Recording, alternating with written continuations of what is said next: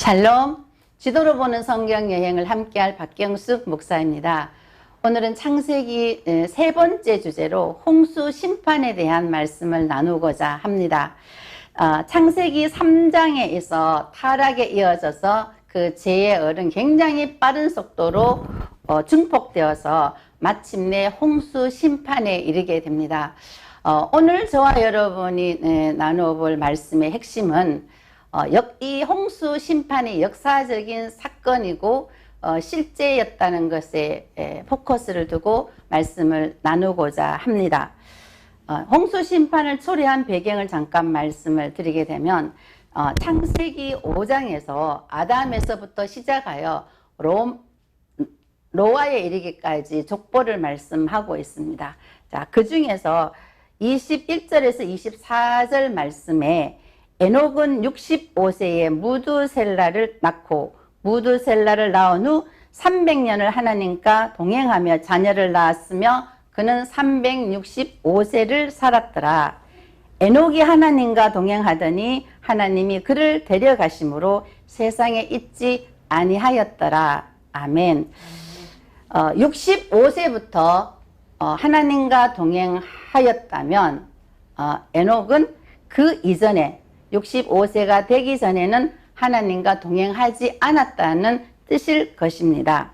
그렇다면 65세 때에 무엇인가 특별한 사건이 있었으면 틀림이 없는데 구약 성경에서는 찾아볼 수가 없습니다. 신약 성경 뒤쪽에 있는 유다서에 보면 어떤 정보를 얻을 수가 있습니다. 14절에서 15절에 보니까 하나님께서 수많은 천사들과 함께 에녹에게 임하여 한마디 말씀을 하십니다. 그 말씀의 내용이 무엇인가 하니 경건하지 아니하는 자들의 경건하지 아니한 말과 경건하지 아니한 행동에 대해서 심판할 것이다 라는 것입니다. 에녹이 65세가 되어서 아들을 낳았는데 하나님께서 앞으로 홍수로 세상을 심판할 거야 하는 메시지를 주신 것입니다. 그래서 하나님께서는 그의 아들 이름을 무두셀라라고 지어라 그렇게 하셨습니다. 그래서 이 무두셀라의 뜻이 무엇인고 하니 창 던지는 자라는 뜻입니다. 이것이 무슨 뜻인고 하니까 옛날에 큰 성이 있으면 그 성에는 성문이 있겠죠. 성문이 있으면 그 옆에 조그마한 이렇게 낙타가 짐을 다 부려놓고 겨우 삐짓고 들어갈 수 있을 만한 그 바늘기라는 문이 있습니다. 그래서 여러분 이게 무슨 말인 바늘기 문이 무슨 말인고 하니 예수님께서 부자는 천국에 들어가기가 심히 어렵다고 말씀하시면서 낙타가 바늘기 부자가 천국 들어가는 것이 낙타가 바늘기 들어가는 것보다 어렵다 이렇게 말씀하신 게 있죠. 그래서 그 바늘기는 이런 이렇게 옷을 꼬매는 이런 그 실을 깨는 그 바늘기가 아니고 그건 낙타가 절대로 들어갈 수가 없죠. 하신 그 말씀은 이런 큰 성문이 있으면 그 성문 옆에 이렇게 쪽문으로 있는 바늘기 문이라는 것입니다. 자, 그 문에는 낮에는 사람들이 성 밖을 나가서 일을 하다가 밤이 되면 이제 돌아오면 그러면 큰 성문은 닫아버리고 그 바늘기 문으로 들어가는데 이제 그곳에 창을 든 병사가 지키고 있다는 것입니다. 근데 그 창을 든 병사가 그 성을 지키는 그 병사가 창을 던지는 그날 그럼 어떻게 했어요? 성을 지키는 자가 창을 던져버리니까 그건 무슨 말인가 하면 이 성에 있는 군사들이 방어할 수 없을 정도로 많은 적군들이 오는 것을 본 거예요. 그래서 이 병사가 도저히 안 되겠다는 생각을 가지고 창을 던져버리고 도망갔다는 뜻이거든요. 자, 그래서 그 문을 바늘기 문이라고 하는데, 그러니까 에녹아 네 아들의 이름을 창 던지는 자로 지어.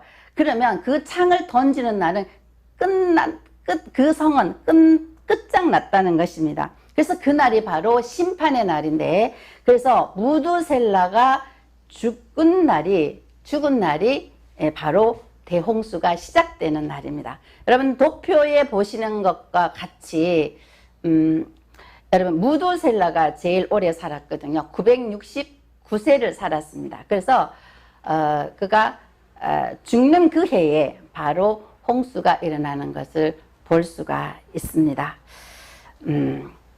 그래서 노아 홍수는 여러분 그 죄를 지었을 때 하나님께서 당장 우리에게 보응하시는 것이 아니라 이 죄가 이렇게 완전히 차서 관영했을 때, 차고 넘쳤을 때, 그때 하나님께서 심판을 하시는데 아담에서부터 10대 손에 이르는 노아 시대에 이르러서는 세상의 죄가 관영했다는 것입니다. 그래서 하나님께서는 그것을 물로 심판을 하셨는데 그때의 노아가 의인이었고 그래서 이 노아는 믿음으로 구원을 받는데 믿음으로 구원을 받는 그 노아는 우리가 믿습니다가 아니고 그는 방주를 만들어야 하는 실천을 해야 하는 땀 흘려서 방주를 만들어야 구원을 받을 수 있는 그러한 것들을 볼 수가 있습니다. 그래서 노아의 방주를 한번 둘러보겠습니다. 실제로 노아의 방주의 크기가 규빗으로 나와 있습니다. 길이가 300규빗이고 그 다음에 폭이 50규빗이고 높이가 30규빗이라 그랬는데 이것을 어떻게 계산을 하느냐 하면 규빗이라는 것은 사람의 이 팔꿈치에서 손끝까지의 길이를 1규빗이라고 말합니다. 그러면 큰 사람들은 더 길겠죠. 저같이 작은 사람은 한 45cm, 키가 크신 분들은 한 50cm 정도 된다고 보면 50cm로 보면 여러분 300규빗이면 150m가 나오게 되죠.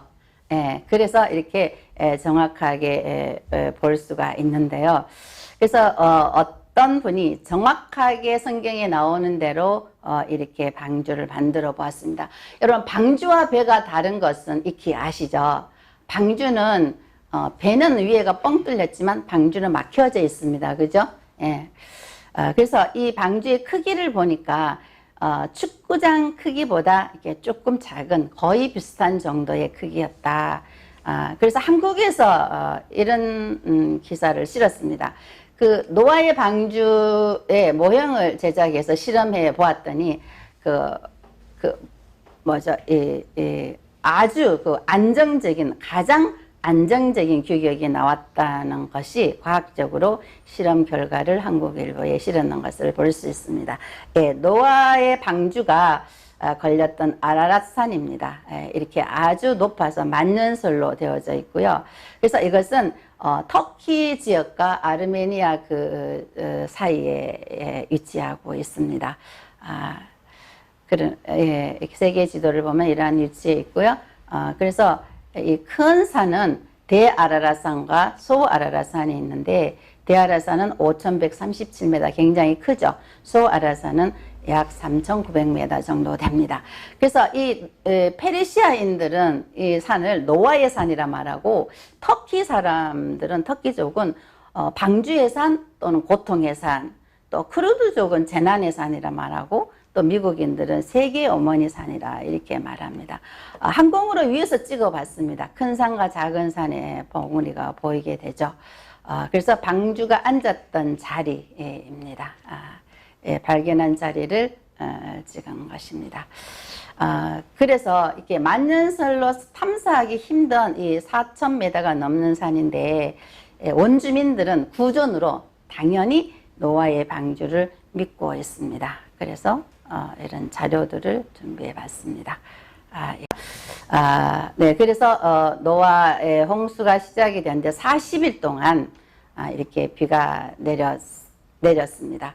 그래서 하늘에 창들이 열리고 큰 기품의 샘들이 열려서 40일 동안 비가 열렸는데 건 1년 동안 물에 잠겨 있는 지구 전체가 물에 잠겨져 있는 그런 것을 볼 수가 있습니다. 그래서 노아 홍수 이전의 세계와 이후의 세계를 한번 비교해 보겠습니다. 제가 오늘 드린 말씀은 노아 홍수가 역사적인 사실이라는 것을 이렇게 증거해 드리고 싶은데 포커스를 맞추고 있습니다. 왜냐하면 이 지구 대격변으로 인한 노화 홍수라는 사실을 많은 사람들이 믿게 되면 결국은 성경을 믿게 되고 성경을 믿게 되면 하나님을 믿게 되겠죠. 그래서 할 수만 있으면 그러한 지구의 대사건이 있었는데 그것이 노아의 홍수 사건이라고는 할 수 없다. 이렇게 주장을 하기 때문에 역사적인 사실이고 실제적으로 있었다는 것에 대해서 오늘 집중적으로 증거할 것입니다. 자, 그래서 여러분 지구는 그냥 이렇게 지구가 땅에 이렇게 있고 이렇게 공간이 뻥 뚫려진 것이 아니고 보시다시피 겹겹이 이렇게 하나님께서 이렇게 막을 형성해 놓았습니다. 왜냐하면 외부로부터 오는 유해 물질을 막기 위해서입니다. 여러분 보시면 이렇게 외부에서 유해 물질이 오다가 이렇게 외건에서 막아주고 열건에서 타서 막아주고 그래서 또 침투해서 들어오면 중간건에서 막아주고 이렇습니다. 그래서 이 비행기가 지나가는 대류권과 성층권 이 사이에 물층이 있었다고 봅니다.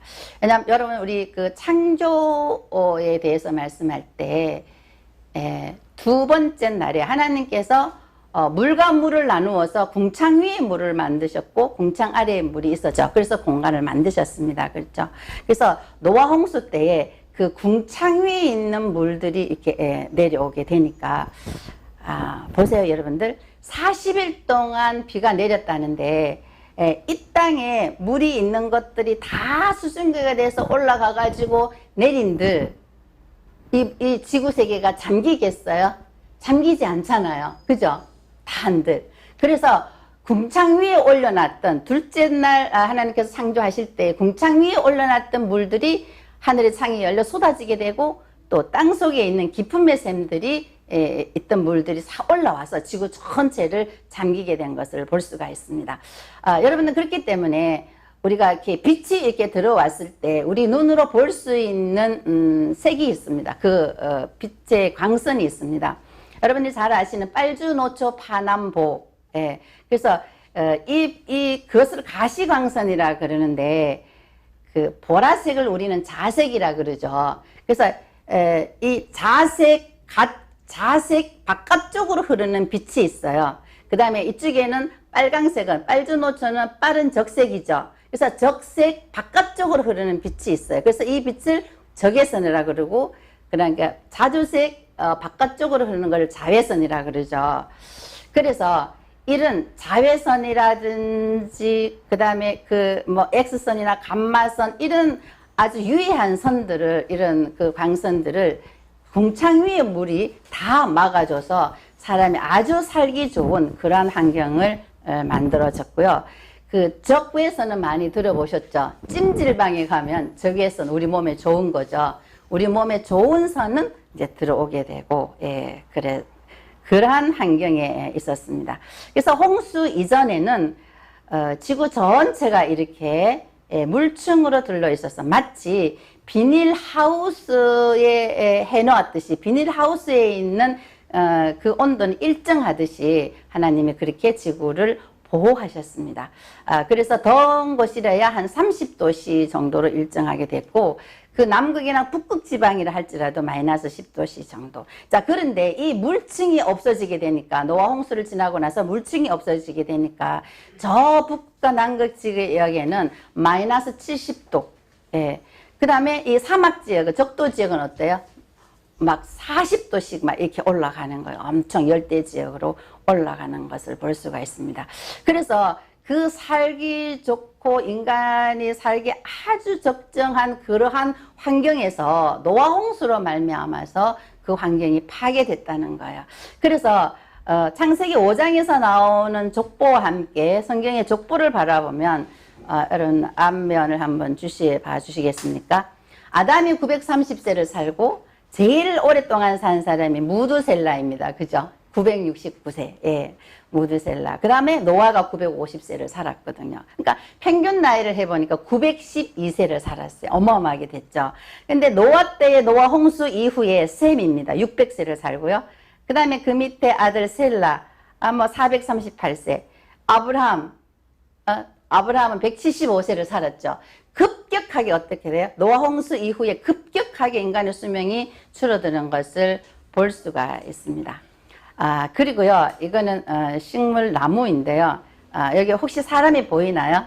예, 비교해 보시라고 이렇게 사람이 있는데, 이건 실제로 지금도 미국의 레드우즈의 그 빅트리 공원인데요. 지금도 이런 아름드리 나무가 있습니다.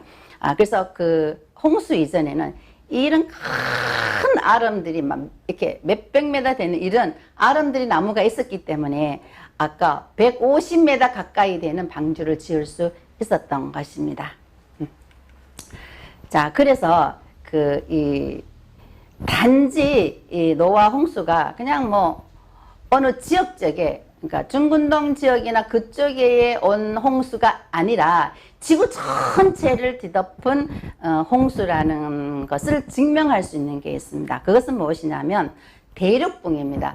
여러분, 지금 현재 바닷물이 있는 데서 그 바다 속으로 한 180m에서 200m 정도 들어가면 평평한 지역이 나옵니다. 우리가 그 석유 시추 작업하고 막 할 때 대륙붕에서 한다는 얘기가 있고 그러죠. 그곳이 예전에 우리 조상들이 노화 홍수 이전에 살았던 지역입니다. 우리나라 부근에도 이렇게 대륙붕이 바닷속에 있는 걸 볼 수가 있습니다. 그러니까 말하자면 노화 홍수 이전의 땅보다 한 180에서 200m의 정도의 물로 이렇게 뒤덮어졌기 때문에 땅이 그만큼 적어진 게 되겠죠. 자, 그 다음에 이것은 무엇이냐면 내륙 속에 있는 염호입니다. 그러니까 이게 무슨 말이냐면 지금 여기 그 터키 동쪽 지역에 반이라는 도시가 있고 반 호수가 있습니다. 해발 1700m입니다. 그 해발 1700m 고지 위에 우리나라의 한 경상남도 절반 정도 되는 큰 호수가 있는데 그것이 바닷물로 되어 있다는 것입니다. 청어가 살고 있고 바다 생물이 살고 있다는 것입니다. 여러분, 이것을 어떻게 설명할 것입니까? 그죠? 이렇게 큰 바닷물로서 다 온 지가 덮었는데, 그리고 바닷물이 물러갈 때 그 속에 갇혀서 못 내려갔을 수도 간 거죠. 자, 그래서 이런 터키의 반호수뿐만 아니라 이런 그 안데스 여기에서는 안데스에 있는 이 염호는요 3,800m 고지에 있습니다. 자, 그리고 이거는 소금 사막인데요.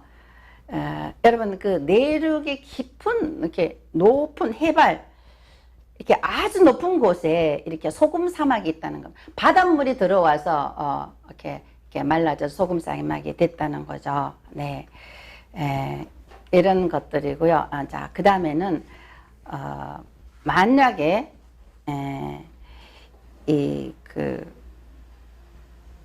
지구 전체 지구 전체의 지구의 그 대격변으로 일어난 그러한 홍수 심판이 아니라면 석유와 석탄과 화석을 설명할 수가 없습니다.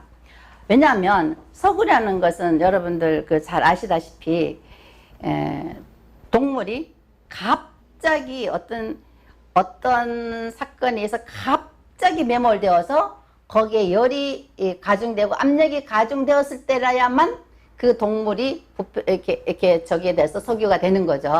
그래서 여러분, 환경 호르몬이 나오잖아요. 저와 여러분들이 석유 제품을 많이 사용하고 있는데 그 환경 호르몬은 뭐냐면 동물이 죽을 때에 이렇게 암컷과 수컷이 나누어서 죽는 것이 아니라 암컷과 수컷이 한꺼번에 들어가서 이렇게 매장됐기 때문에, 그래서 거기에는 이렇게 남성 호르몬도 나오게 되고 여성 호르몬도 나오게 되고 그 혼합되어져 있는 게 환경 호르몬이 되는 거죠. 우리 인체에 나쁜. 자, 그래서 이 석유 매장량의 분포를 보면은요, 쭉 이렇게 대륙에 그 미국이나 중동, 러시아 이런 지역으로 바닷가 연안 쪽으로 해서 이렇게 쭉 많이 분포되어 있는 것을 볼 수가 있습니다. 자, 석유고요. 그다음에 석탄입니다. 동물이 갑자기 매몰되어 가지고 열과 압력에 의해서 석유가 됐다면 이런 식물은 석탄이 되는 거죠. 그냥 스스로 나무가 죽어 가지고는 석탄이 될 수가 없죠. 그래서 석탄입니다. 그 다음에는 화석인데요. 하나님께서 이 노아 홍수의 이 대심판이었다는 것을 이렇게 땅에 기록해 놓으신 거예요. 이렇게 화석을 여러분 한번 보시면은요. 화석이 생기는 원리는 천지 대격변에 의해서 갑작스런 매몰과 함께 열이 가해져야만 화석이 되어지고 있는데요. 여러분 물고기가 얼마나 빠릅니까? 그죠? 예, 물고기가 굉장히 빠른데 물고기가 화석이 됐다는 물고기 스스로 죽어서는 물고기 밥이 되겠죠. 바다에서. 자, 그런데 이게 어떤 사건에서 갑자기 매몰됐다는 것을 볼 수가 있습니다. 그런데 이 화석에 보면요. 그 해양 동물에 보면은 그 무척추 동물의 화석이 95% 이상을 차지하고 있습니다. 여러분 한번 보세요. 이 화석을 보면 이 큰 물고기가 새끼 물고기를 잡아먹고 있죠. 그렇게 보이나요? 안타까운 현상입니다. 그죠? 물고기가 다른 물고기를 입에 딱 물고 잡아먹고 있는 그러한 순간에 갑자기 어떠한 형상에 의해 가지고 묻혀버린 거죠. 네, 그렇습니다. 하나 더 볼게요. 자, 여기 한번 보세요. 위에 있는 것은 물고기를 잡아먹었어요. 뱃속에 있어요. 그죠? 화석 뱃속에 물고기가 보이는데, 지금 밑에 물고기는 입에 물고 있는데 먹어보지도 못하고 갑자기 화석이 된 것을 볼 수가 있습니다. 자, 이것이 재미있는 것이 아니라, 이것이 갑자기 어떠한 상황에서 매몰되었다는 것입니다. 여러분, 그 노아 홍수가 비만 와서 물이 이렇게 차서만 된 것이 아니라 이 바다 밑에서부터 지구 대격변이 일어나 가지고 지진과 그다음에 화산 폭발 같은 대격변이 일어나서 이렇게 막 이렇게 산이 솟아오르기도 하고 이렇게 산으로 되어 있던 것들이 깎여내리지도 가게 하고 산은 오르고 계곡은 이렇게 만들어지는 그러한 것들이 노아 홍수 때 이루어졌다는 것입니다. 자, 그리고 여러분 이게 뭐 같이 보이시나요? 나무같이 보이시나요? 나무인데 돌입니다. 자, 이것이 뭐냐면 나무 화석인데 규화목이라고 말을 하죠. 여러분 경주에 가면 그 경보 화석 박물관이라고 있습니다. 그래서 지금 여기 군데군데 보이는 게 있죠. 이렇게 전시해 놨습니다. 이것들이 규화목인데 아주 설명을 잘 해놨어요. 이렇습니다. 지질시대에 살던 나무가 퇴적물에 묻혀 썩지 않은 환경하에 놓이게 되면 주변 퇴적물 속에 있는 규산이라는 성분이 나와서 나무 조직 속으로 침투하여서 원래 있던 나무 조직 모양 그대로 굳어지게 되는 것이다. 이렇게 말하고 있습니다. 그래서 이런 것들이 이렇게 우리나라에도 강원도에도 엄청나게 많다는 것입니다. 그러면 이렇게 엄청나게 큰 그런 나무가 갑자기 어떠한 일에 의해 가지고 묻혀버려 다 타버리면 죄가 되죠. 타지 아니하고 탄화된 상태에 있었기 때문에 규소가 들어가서 이런 모양을 나타내는 것입니다. 여기 봐도 이런 것들도 이렇게 볼 수가 있습니다. 노아의 홍수가 지구 전체의 홍수였고 하나님의 심판이었다는 것이 제가 말씀드린 대로 대륙붕이라든지 석유라든지 석탄이라든지 이런 돌에 새겨진 화석이라든지 이런 것들은 땅에 하나님께서 기록해 둔 증거이고요. 그보다 더 중요한 것은 뭐예요? 성경이죠. 성경입니다. 성경에 40주야 비가 내렸다는 것은 그 내릴 비가 있다는 것은 궁창에 물이 쏟아지게 되고 또 밑에 그 깊음의 샘에 물이 터졌다는 것은 저절로 터지는 것이 아니라 이런 지진과 화산 폭발 같은 이런 대지구 격변으로 말미암아 생겨졌고 그러면 그 많은 물들이 어디 갔냐?